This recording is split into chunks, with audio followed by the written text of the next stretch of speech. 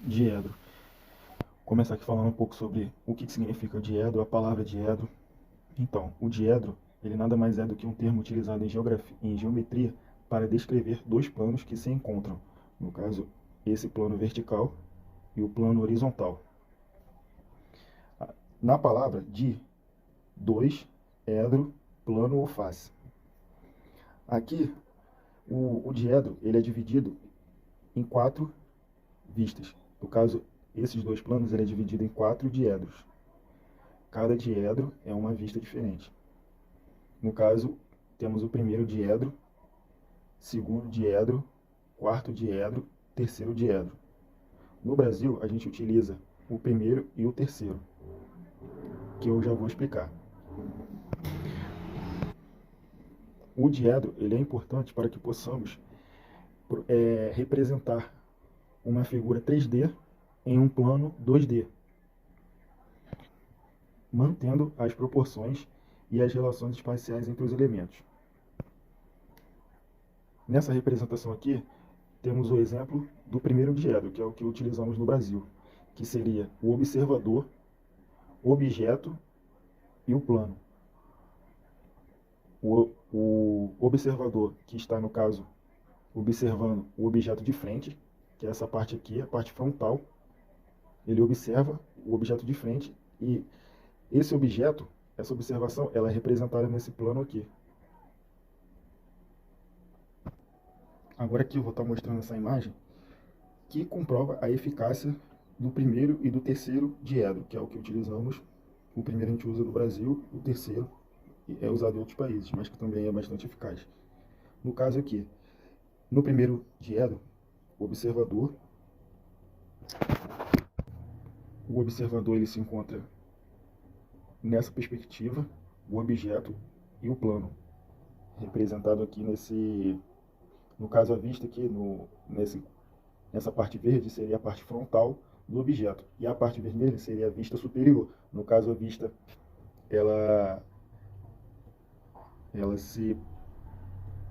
o observador observa o objeto de cima e ele é representado aqui embaixo.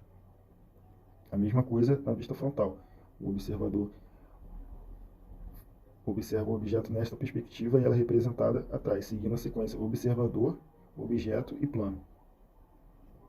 Aí aqui existe um movimento anti-horário na qual há um rebatimento dos planos. Esse plano aqui rebate para cima e esse plano aqui rebate para baixo,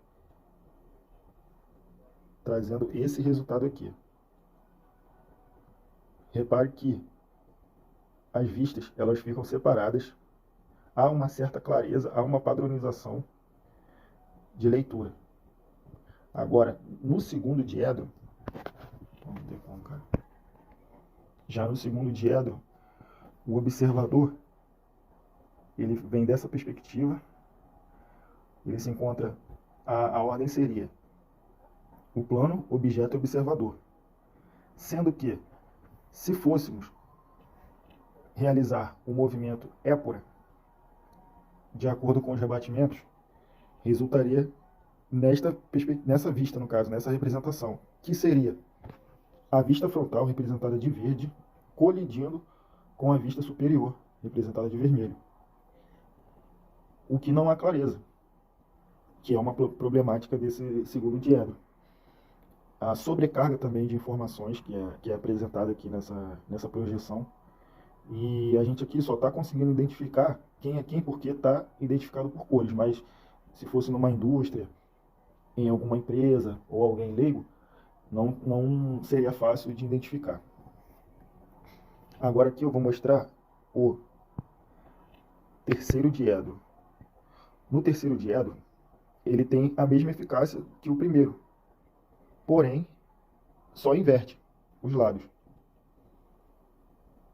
Ele é oposto ao primeiro, por isso ele gera essa projeção aqui.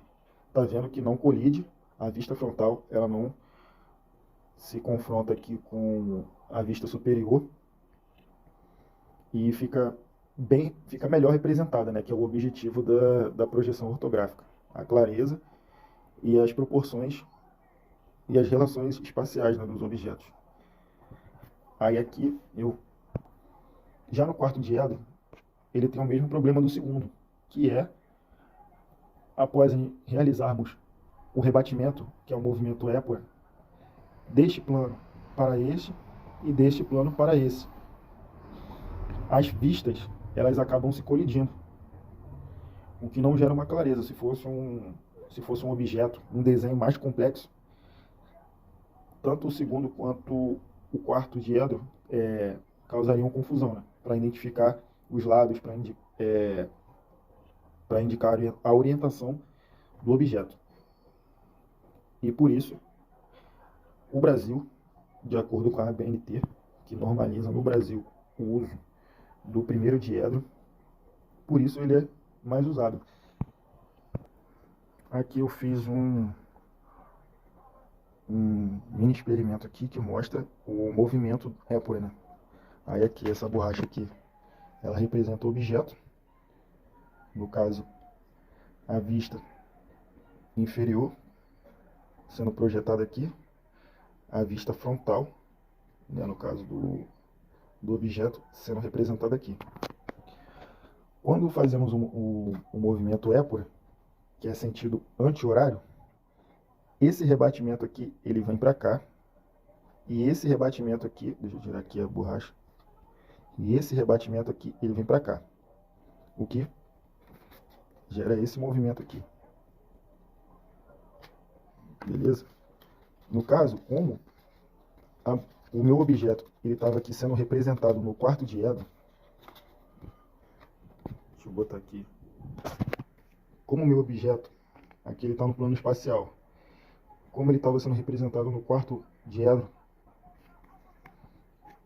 e depois, após o movimento épora, tá vendo aqui que a vista superior, a vista inferior e a vista frontal, elas vão acabar se colidindo aqui, ó, que eu retratei aqui. Eu retratei aqui nesse desenho aqui, vista superior e vista frontal. A vista frontal colidiu com a vista superior. A mesma coisa que se eu fosse usar o segundo diedro. O segundo diedro. Aqui, ó. Aqui está representando a vista frontal e aqui está representando a vista superior. Com o rebatimento aqui do plano, ele gera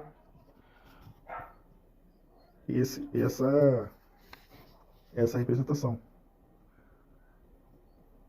ambiguidade, né, dos dois. Essa é a projeção do segundo diedro e essa do quarto diedro.